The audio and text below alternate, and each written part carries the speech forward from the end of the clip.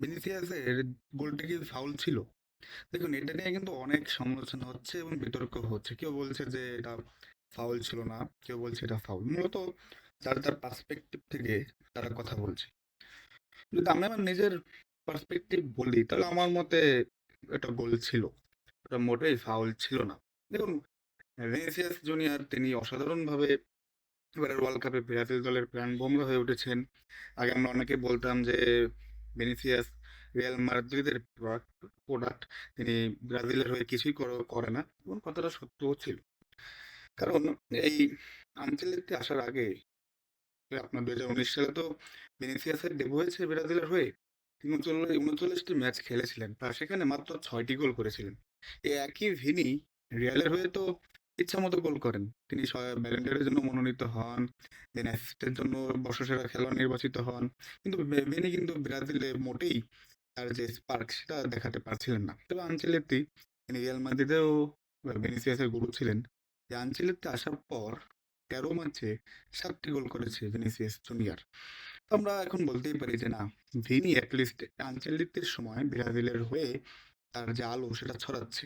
এখন two be honest বলতে গেলে ওয়ার্ল্ড কাপেই তো আপনার 3 ম্যাচে 4টি গোল করলো ভিনি। হ্যাঁ, ওই বিতর্কিত গোলটি ছাড়া।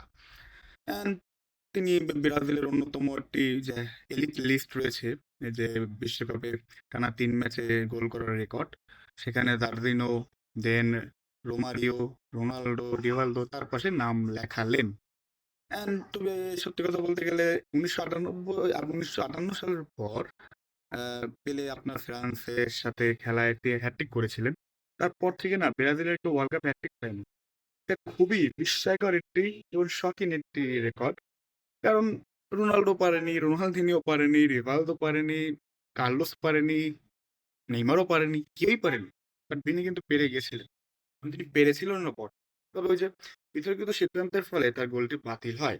দেখুন, ম্যাচের 6 মিনিটে না 7 মিনিটেই তো আপনার ভিনি একটি গোল করে ব্রাজিলকে এগিয়ে দেয়। 22 মিনিটেও কিন্তু গোল পায় ব্রাজিল।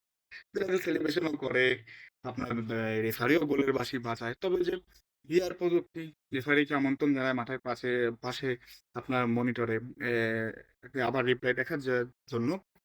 সেখানে রেফারি রিপ্লে দেখার পর সেটাকে ফাউল হিসেবে ঘোষণা করে, এর ফলে গোলটি বাতিল হয়।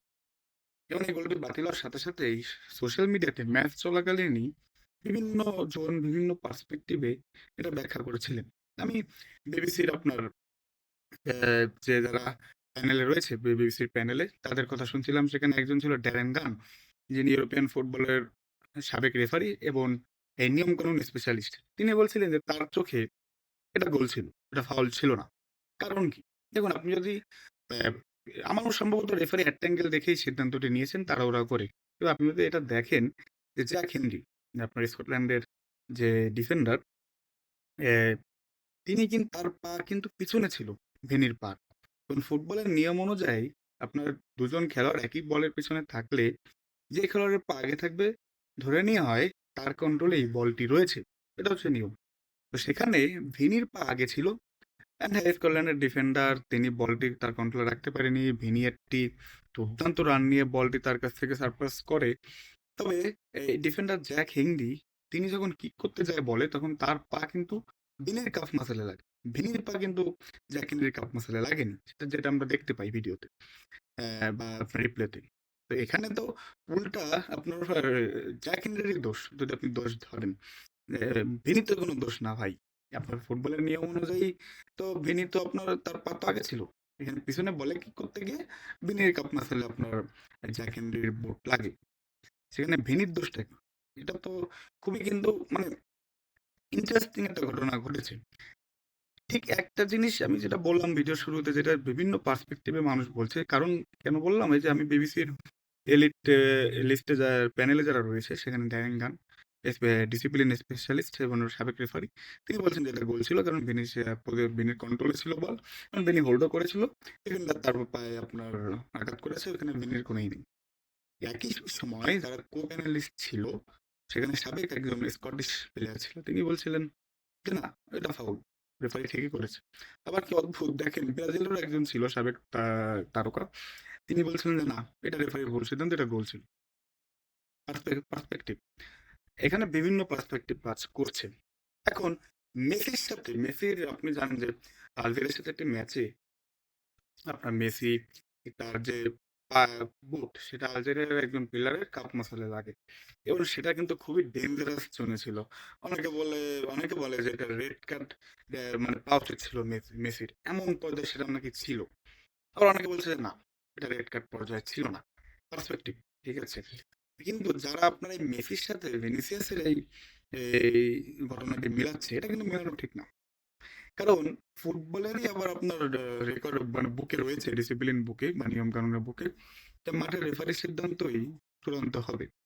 আপনার আমার পার্সপেক্টিভ থাকতে পারে, বাট চূড়ান্ত সিদ্ধান্ত রেফারিরই। হ্যাঁ, রেফারি অনেক সময় ভুল করে, এটা হতেই পারে, বাট আপনি আমি জাস্ট সমালোচনাই করতে পারি। কিন্তু একটা কারণের সাথে আর একটা মিলানো মোটেই উচিত না, যে মেসিকে লাল কার্ড দিল না কেন, মেসির ওটা কেন এটা হলো না, ভিনির গোল কেন বাতিল হলো, এইসব মানে জাস্ট একটা পার্সপেক্টিভ, ঠিক আছে। আপনি স্কটল্যান্ডের সমর্থকদের জিজ্ঞেস করলে তারা বলবে যে না, রেফারি যা করেছে ঠিক করেছে, ঠিক আছে। আমি নিজেও একজন ব্রাজিলের সাপোর্টার, তবে টু বি অনেস্ট বলতে গেলে আমি ব্রাজিলের সমর্থকই বলছি না। আমি যদি নিউট্রাল বলি, এটা কিন্তু আপনার গোল ছিল। এবং ভিনি 1957 সালের পর পেলের যে রেকর্ডটি ছিল, যেটা খুবই অবাককাণ্ড একটি রেকর্ড, যে ব্রাজিল আর হ্যাট্রিক করতে পারেনি, সেটা কিন্তু আপনার ভিনিসিয়াস করে ফেলেছিল।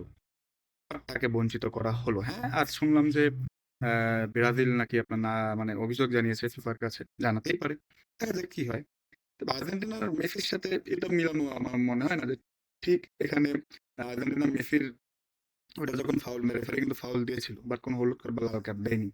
অ্যান্ড বিয়ারও নিমন্ত্রণ জানায়নি রেফারিকে। সো মূলত আমরা জাস্ট আপনার আর্জেন্টিনা ব্রাজিলের সমর্থকে ভাগ, তো এর জন্য মূলত আমরা জাস্ট বলি যে এই ওর পক্ষে এর পক্ষে, ঠিক আছে। যাই হোক, এগুলা খেলাধুলারই একটা পার্ট, টু বি অনেস্ট বলতে গেলে। তবে ভিনিসিয়াস যে ফর্মে রয়েছে, আই গেস আমরা চাবো যে ভিনিসিয়াস এই ফর্মে থাকুক। অ্যান্ড আনচেলত্তি মূলত ভিনিসিয়াসকে খুব ভালোভাবে ইউজ করতেছে। সো সবই perspective. As a Brazil fan বা অ্যাজ এ নিউট্রাল আপনার ফ্যান হিসেবে আমি বলবো, ব্রাজিল ফ্যান হিসেবে বলতেছি না, যেটা গোল ছিল। আপনারা আপনাদের মতামত জানাবেন, আপনাদের কাছে কি মনে হয়। আপনারা আর্জেন্টিনার সমর্থক হতে পারেন, যে কোনো দলের সমর্থক হতে পারেন, বাট তবে বলতে গেলে ফ্র্যাঙ্কলি, এটা কি গোল ছিল নাকি ছিল না, জানাবেন।